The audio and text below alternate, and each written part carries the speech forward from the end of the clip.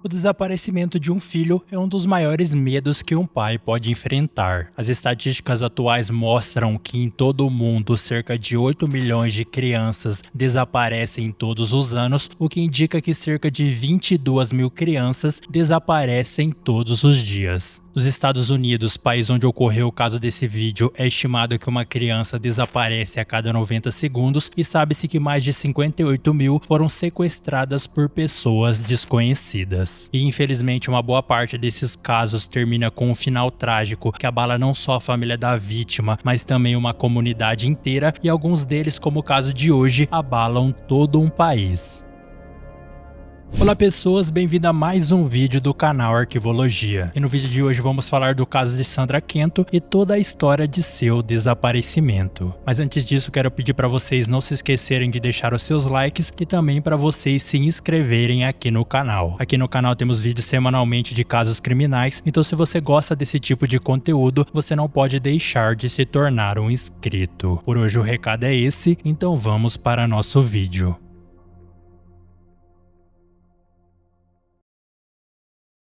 O vídeo de hoje começa com duas perguntas: o quão bem você conhece seus vizinhos e se você desconfia que algum deles seria capaz de cometer um crime terrível. Bom, hoje vamos ver o caso que aconteceu em uma pequena comunidade na Califórnia, onde uma criança desapareceu e toda a comunidade se juntou para ajudar nas buscas. Só que durante toda a investigação, eles nunca chegaram a imaginar que o culpado pelo desaparecimento era alguém que estava tão próximo a eles. E não só estava tão perto a eles, como era uma pessoa respeitada na comunidade, sendo uma pessoa de família cristã e neta de um dos pastores locais que frequentava a igreja fielmente. A pessoa era tão acima de qualquer suspeita que quando a verdade veio à tona, ninguém conseguia acreditar que uma pessoa que se mostrava tão gentil e amigável era capaz de fazer algo tão terrível com alguém tão inocente e vulnerável.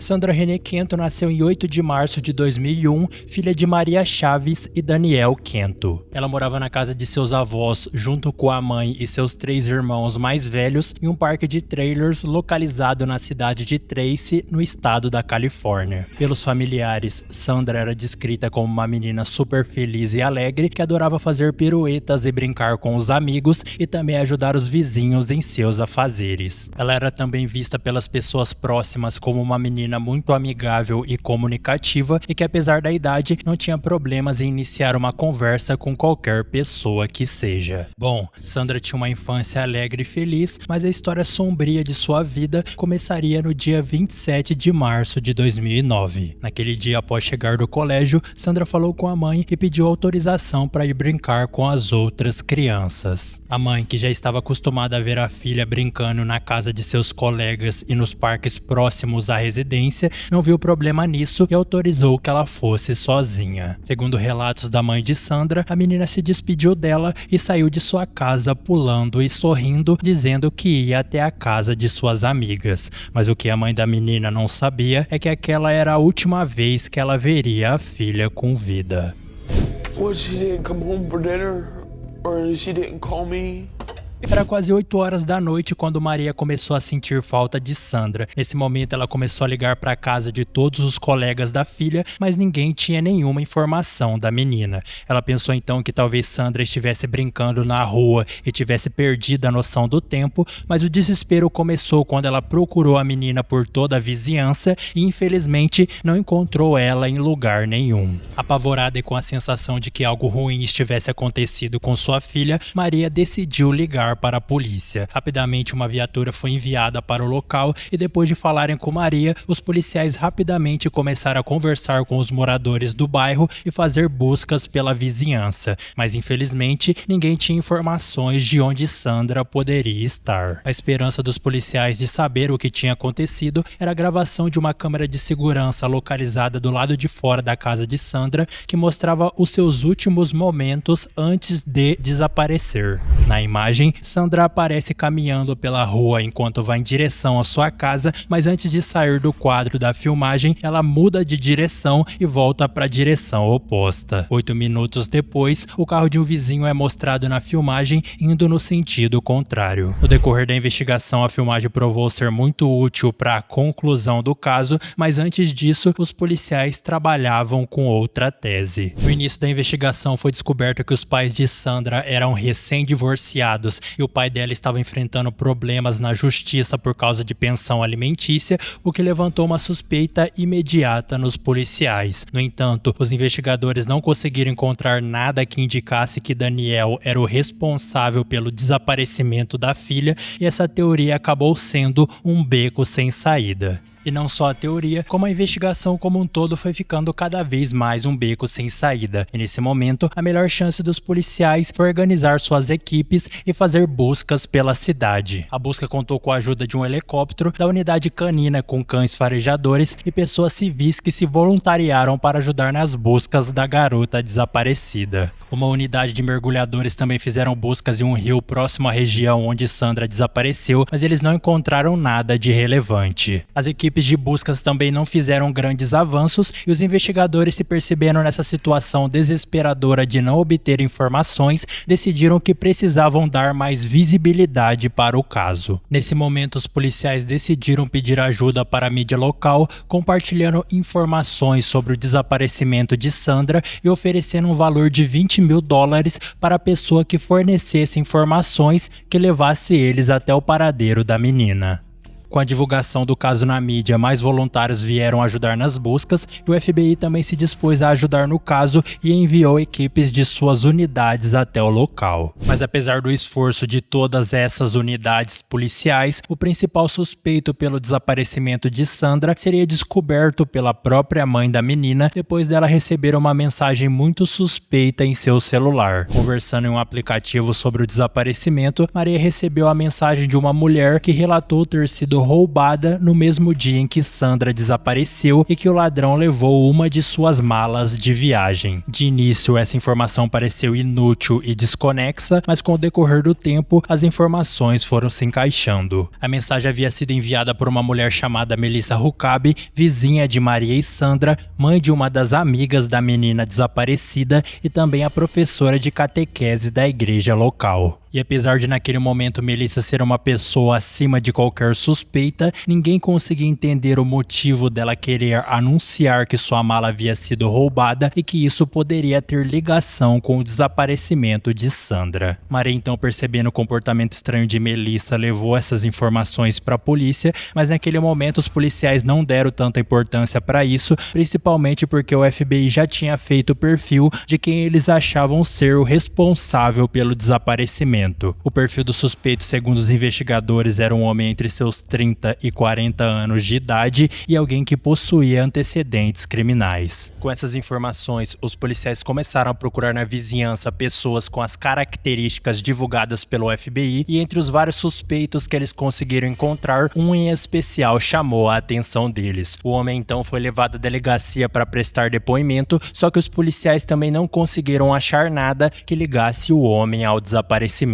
Com os investigadores seguindo mais uma vez uma pista que não levou a lugar nenhum, o caso parecia ter entrado mais uma vez em um beco sem saída, mas essa situação mudou quando Maria resolveu fazer uma vigília de oração para a filha e uma situação completamente bizarra aconteceu. Em determinado momento do evento, que contou com a presença de várias pessoas, uma mulher começou a chorar e gritar histericamente, dizendo ter encontrado um bilhete jogado no chão. O bilhete, que foi entregue para um dos policiais que estava presente na vigília, dizia que Sandra havia sido colocada dentro de uma mala e jogada em um rio próximo à região. Assim que os investigadores encontraram o bilhete, as informações começaram a ser investigadas, mas uma coisa que eles perceberam logo de cara é que claramente a pessoa que escreveu o bilhete não queria ter sua escrita identificada. O bilhete tinha erros ortográficos tão absurdos em palavras tão simples que notoriamente foram erros propositais. Mas uma coisa que chamou mais a atenção dos investigadores que o bilhete forjado era a identidade da mulher que dizia ter encontrado o bilhete. Era Melissa Huckaby, sabe, a mulher da mala roubada. Para os investigadores, não podia ser mera coincidência Melissa ter denunciado que uma mala foi roubada de sua casa no mesmo dia em que Sandra desapareceu e pouco tempo depois ter encontrado um bilhete que relatava que a menina foi colocada dentro de uma. Antes desses acontecimentos, Melissa, por ser mãe da amiga de Sandra e professora da igreja local, não era considerada uma suspeita, mas com o decorrer da investigação, cada vez mais os fatos apontavam para ela. Com a suspeita em cima de Melissa, uma investigação sobre ela foi iniciada e logo no início os policiais fizeram uma descoberta. Melissa sofria com vários tipos de doenças mentais, incluindo transtorno de personalidade, bipolaridade e esquizofrenia. Os policiais também investigaram seus antecedentes criminais e descobriram que a mulher já teve algumas passagens na delegacia, mas nunca foi condenada por um crime grave. Os policiais também descobriram que a própria Melissa escreveu o bilhete que ela disse ter encontrado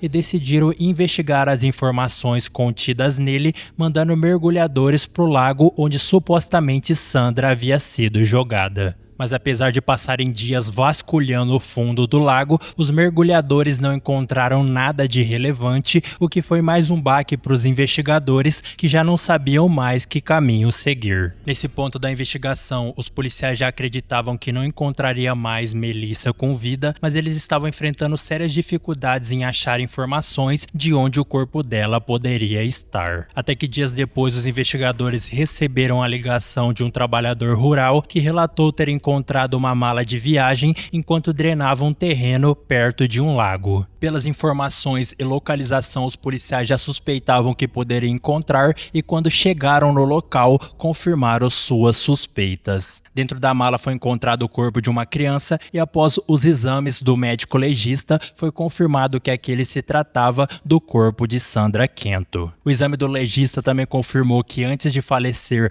a menina foi agredida com um objeto contundente não identificado e que ela foi drogada com um medicamento para pessoas com transtornos mentais que, se utilizado em altas doses, pode ser fatal. Assim que os investigadores confirmaram a identidade de Sandra, a família dela imediatamente foi avisada e, logicamente, para Maria a notícia foi um choque de realidade, porque apesar de tudo, ela ainda tinha esperança de encontrar a filha com vida. Mas com o tempo a esperança de Maria era encontrar quem havia feito aquilo e cada vez mais ela pressionava os investigadores para isso e os policiais que já tinham em mente a principal suspeita estavam procurando mais evidências contra ela. Até esse ponto da investigação eles já tinham confirmado que a mala com o corpo de Sandra pertencia a Melissa e que era a letra dela no bilhete que informava onde a mala foi deixada, mas os policiais queriam ainda mais respostas de como tudo aconteceu. Eles então revisaram as gravações das câmeras de segurança do bairro onde Sandra e Melissa moravam e descobriram que a mesma câmera de segurança que registrou os últimos momentos de Sandra com vida filmou o carro de Melissa 8 minutos depois, indo para a mesma direção que a menina. Com as suspeitas, Melissa foi chamada para prestar depoimento e falou que no dia das gravações ela só saiu de casa para ir até a igreja do bairro onde deu aulas de catequese e 1 hora depois disso retornou para sua residência. Os policiais então, procurando por mais evidências, fizeram uma busca na igreja onde a mulher dava aulas e encontraram um rolo de pão amassado com manchas vermelhas que mais tarde um exame de DNA comprovou que era o sangue de Sandra. E como se isso já não fosse prova o suficiente, no mesmo período em que essa evidência surgiu, um casal, assim que descobriu a história da menina encontrada na mala, prestou depoimento relatando ter visto Melissa perto do local onde o corpo foi encontrado no mesmo dia em que Sandra desapareceu. Com todas essas evidências apontando Melissa como autora do crime que tirou a vida de Sandra, uma ordem de prisão foi expedida. Mas quando os policiais chegaram na residência da mulher para cumprir o mandado de prisão, eles acabaram tendo uma surpresa. Melissa estava internada em um hospital depois de ter tentado contra si mesma. Mas sua tentativa acabou sendo fracassada e dias depois, quando recebeu alta, ela foi detida e levada até uma delegacia onde prestou outro depoimento. Em seu novo novo depoimento, Melissa contou uma história completamente sem sentido para tentar justificar o que fez. Em conversa com os policiais, Melissa relatou que Sandra estava brincando de esconde-esconde com a filha dela e entrou na mala para se esconder. Ela disse que estava observando as meninas, mas não reparou que Sandra tinha se escondido naquele local. Ela falou que em determinado momento ela até sentiu falta dela, mas apenas imaginou que ela havia ido embora. Ela então disse que só encontrou Sandra horas depois, quando foi até o cômodo onde a mala estava e percebeu o item fora do lugar. Porém, naquele momento já não havia mais nada que pudesse ser feito, pois a menina já estava sem vida. Segundo Melissa, quando ela encontrou o corpo de Sandra, ela entrou em desespero e ficou com medo de ser responsabilizada pela morte dela e por isso descartou a mala no lago. Obviamente, os investigadores não acreditaram na história da mulher, principalmente porque as evidências mostravam uma história completamente diferente. Na versão dos investigadores, Melissa não apenas descartou o corpo no lago, como foi a responsável pela morte de Sandra. Segundo eles, naquele dia, Melissa abordou Sandra e inventou uma história para levá-la até a igreja e a drogou através de uma bebida com medicamentos. Melissa também deu pancadas na cabeça de Sandra e a sufocou até ela parar de respirar. Os investigadores também comprovaram que Melissa planejou o crime, mostrando o histórico de pesquisa do computador dela, que mostrava que meses antes dela ter cometido o crime, ela acessou um artigo que contava a história de um homem que havia tirado a vida de uma criança e escondido também dentro de uma mala. Com essa versão dos investigadores, a promotoria do caso pediu pena de morte quando Melissa foi levada a julgamento, mas a mulher aceitou um acordo que a condenava à prisão perpétua sem direito à liberdade condicional. A audiência de sentença de Melissa contou com a presença de familiares da vítima e o pai de Sandra, emocionado, resolveu falar algumas palavras para a assassina de sua filha. You took the life of an innocent little girl, and she's not even old enough to decide to eat ice cream yet. No tribunal, Melissa também foi questionada sobre o motivo do crime, mas apenas pediu desculpa aos familiares de sua vítima e disse que nem ela mesma conseguia entender o motivo de ter cometido um crime tão cruel. Maria, I wish I could give you an explanation for what happened. I still cannot understand why I did what I did. Durante a investigação, os investigadores chegaram a criar algumas hipóteses para explicar a motivação do crime, mas a grande verdade é que até os dias de hoje, ninguém sabe o real motivo de Melissa ter feito o que fez. Depois da conclusão do caso, um evento em memória de Sandra Canto foi realizado e várias pessoas, entre familiares e conhecidos, prestaram suas homenagens e se despediram da menina pela última vez. Bom, esse foi o vídeo de hoje. Se vocês gostaram, não se esqueça de deixar o seu like e se tornar um inscrito. Também não se esqueça de deixar o seu comentário com sua opinião sobre o caso. É isso, tchau pra vocês e até o próximo vídeo.